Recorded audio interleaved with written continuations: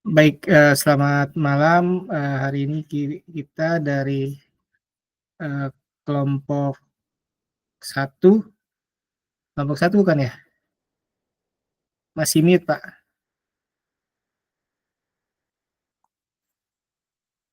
Eh, ingin membuat rekaman tentang case studi PT Pembangunan Properti.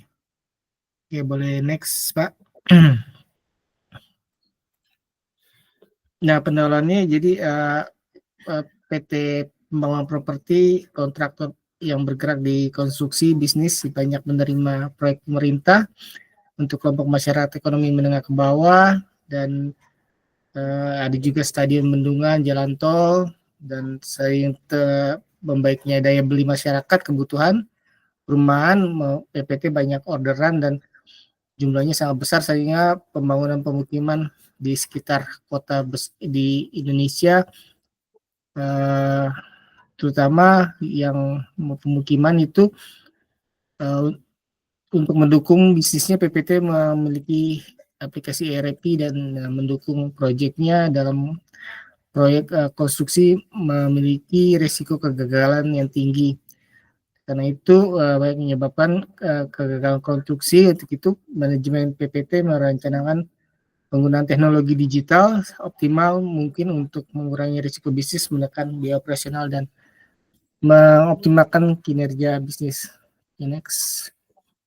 Nah, salah satu implementasi yang digunakan dan diharapkan yaitu bagaimana gambaran strategi sosial customer relation management, yaitu salah satu platform digital bagaimana perusahaan tersebut mendengarkan atau membuat social listening yang melakukan keterlibatan proaktif pengguna dalam memberikan informasi dan respon cepat juga dalam menanggapi pertanyaan, dan membentukkan komunitas digital di mana bisa berinteraksi dengan tim PPT dan masyarakat, dan analisis data sosial dari interaksi media sosial untuk memahami pola keluhan, sentimen positif dan negatif dari masyarakat, sehingga integrasi dengan operasi bisnis memastikan bahwa informasi dan umpan balik yang diperoleh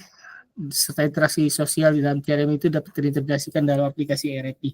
Itu merupakan gambaran yang dibutuhkan untuk implementasi sosial CRM dalam perusahaan PPT. Next. Nah, kemudian permasalahan yang ditemukan dan solusinya untuk mengatasinya, kenapa ada beberapa kegagalan, yaitu salah satunya kesalahan desain atau perencanaan awal. Jadi banyak yang tidak realistis dan tidak ada kesalahan teknisnya yang terdeteksi. Nah, ini disebabkan oleh kurangnya geoteknik dan akurat, kemudian survei lapangan dan tidak memadai. Dan salah satu solusinya yaitu studi kelayakan dan survei mendalam, kemudian pemodelan informasi bangunan yang digunakan dengan model 3D dan terintegrasi, kemudian kolaborasi desain yang semuanya dari arsitektur itu terlibat dalam proyek awal, dan review desain berulang-ulang. Kemudian permasalahan yang berikutnya yaitu bagaimana kondisi tanah dan atau geoteknik yang tidak terduga, yaitu salah satunya kondisi tanah yang berada diperkirakan awal tadinya diprediksi tanahnya keras, ternyata lunak dan air tanahnya tinggi, dan ada batuan yang tidak terduga, sehingga ini salah satu penyebab dari kondisi tanah atau geoteknik yang tidak terduga. Dan untuk mengatasi hal tersebut, bagaimana insinyur geoteknik dan prakonstruksi yang ekstensif melakukan pengeboran dan pengujian tanah terlebih dahulu, kemudian desain fondasi yang adaptif, siapkan perencanaan cadangan atau desain yang disesuaikan dengan kondisi tanah, kemudian penggunaan teknologi pemantauan, sensor untuk memantau, dan ahli geoteknik di lapangan yang melibatkan ahli secara langsung turun ke lapangan. Next. Permasalahan yang ketiga yaitu tentang manpower atau kualitas pekerja yang ketersediaan tenaga kurang dan menyebabkan produksi atau percepatan pembangunan itu menurun sehingga ada keterlambatan jadwal. Nah, solusinya itu dengan adanya perencanaan yang matang, kemudian pekerjanya juga diberikan pelatihan dan sertifikasi, dan program insentif yang diterapkan untuk mempertahankan tenaga kerja terampil. Dan penggunaan teknologi otomatisasi dalam penggunaan salah satunya robotik dan alat-alat yang bisa membantu secara otomatis. Next. Dan yang berikutnya itu cuaca, salah satu faktor yang terjadi dan menghambat, akibatnya banyak proyek pekerjaan yang terlambat. Dan bagaimana bisa memprediksi, ya itu salah satunya dengan mengintegrasikan dengan analisis pola alat cuaca, kemudian perlindungan lokasi proyek dan fleksibilitas jadwal yang bisa sinkronkan dengan kondisi penggunaan cuaca, dan sistem peringatan dini yang bisa mendeteksi tentang keberadaan cuaca ekstrim. Nah, salah satu yang dibutuhkan juga oleh perusahaan yaitu CKMS atau Customer Knowledge Management System, yaitu adalah satu sistem yang di dalamnya itu mengumpulkan, menyimpan, dan mengatur, mendistribusikan pengetahuan tentang data user dan interaksi yang ada dalam perusahaan, bagaimana bisa melibatkan konsumer dalam satu proses yang sehingga di dalamnya itu ada stakeholder dan juga klien dan pemberi proyek juga, sehingga diharapkan dengan integrasi dalam manajemen sistem ini menimbulkan nilai tambahan dan mempersiapkan manajemen staff untuk menghadapi ke depannya. Yang di atas yang mesti dihadapi adalah salah satunya mengatasi komunikasi yang antara ini dalam studi kasus bagaimana CKMS sudah berfungsi sebagai repositori informasi tentang interaksi sebelumnya yang dengan masyarakat di proyek ini. Jadi mencakup catatan, keluhan, saran, dan program komunitas yang berhasil di dalam isu-isu yang ada. Datanya yang dalam CKMS ini juga dapat dipelajari dan diidentifikasi pola keluhan dan merancangkan strategi komunikasi yang lebih efektif dan proaktif. Dan pengembangan program pengembangan komunitas yang tepat sasaran untuk menyimpan aspirasi masyarakat yang terserap baik melalui aplikasi sosial media dan disimpan dalam CKMS sebagai pengetahuan atau user data. Next. Nah, penerapannya berikutnya itu meningkatkan kesiapan terhadap permasalahan material dan inventory, yaitu bagaimana dalam keseimbangan antara stok dan material, CKMS dapat menyimpan data histori tentang penyebab penyimpangan atau pola kehilangan material atau lokasi di mana sering terjadi surplus atau defisit. Kemudian manajemen sistem juga bisa menyimpan pengetahuan tentang pemasok atau supplier, kemudian durasi pengiriman dan strategi manajemen inventaris yang ada dalam proyek yang sudah terpakai sebelumnya, dan yang akan membantu masyarakat, akan membantu manajemen dalam mengambil keputusan tentang logistik yang baik dan serta mengantisipasi kekurangan logistik bahan.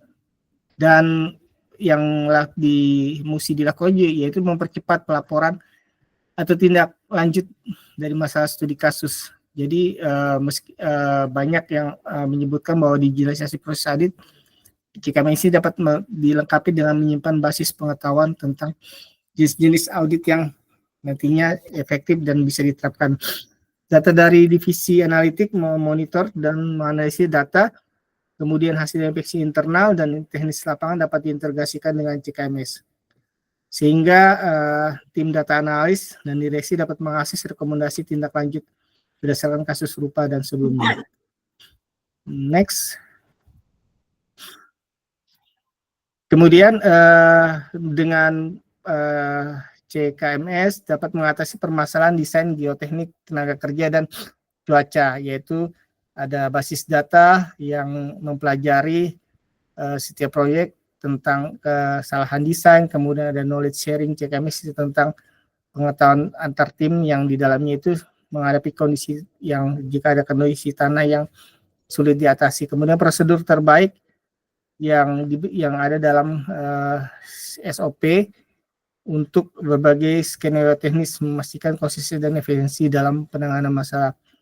Kemudian pengetahuan untuk pelatihan dan onboarding calon pekerja sehingga materi pelatihan bagi staf baru atau tim proyek akan bisa disiapkan dan bisa memulai dengan pekerja bisa memulai untuk melakukan pekerjaan yang akan dihadapi. Next.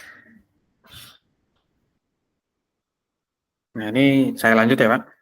Oke, silakan. Nah, kemudian di sini ada untuk desain sistem big data untuk menyelesaikan permasalahan, gitu ya. Jadi berdasarkan lapisan sumber data itu ada data internal operasional, gitu ya. Nah, ini berupa menggunakan aplikasi ERP dan business intelligence atau BI, gitu ya. Jadi data transaksi, pengadaan, inventory. Kemudian ada aplikasi audit dan inspeksi, ini data hasil pemeriksaan kualitas bangunan, selisih material dan lainnya. Serta ada aplikasi manajemen proyek. Nah, di sini ada data progres proyek, gitu ya.